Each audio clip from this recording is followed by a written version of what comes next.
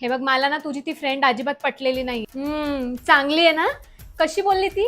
यार तुझी मम्मी पण ना यार, चांगल्या मुली असं बोलतात ना. डोळे मोठे करून बघू नको हा. काय विचारलं मी तिला? किती लेक्चर होते?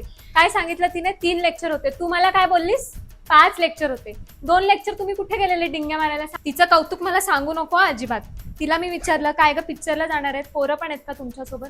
तर काकू यार तुम्ही काय जुना, हे असं बोलतात. मैत्रिणीच्या आईशी असं. मी अशी येऊन बसली तुमच्याजवळ, हा, तर तिचं तोंड कसं झालं लगेच?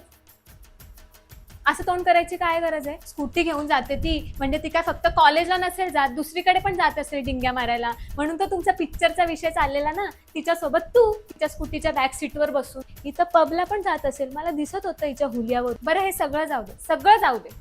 तिला मी विचारलं, तुझे मम्मी पप्पा तुला काय बोलत नाही? तर ती काय म्हणाली, बोलता तो काकू, पण आता हेच तर आहे ना. असं बोल. मी तिच्याशी बोलते, काय खाणार तू काय, मी तिला विचारत होती नॉर्मली. तिचं काय चालू होतं? माझं हे असं चालू होतं. थोड्या वेळाने असं चालू होतं. मी तेच बोलली, तुला एवढी मेकअप करायची सवय कोणाकडून लागली?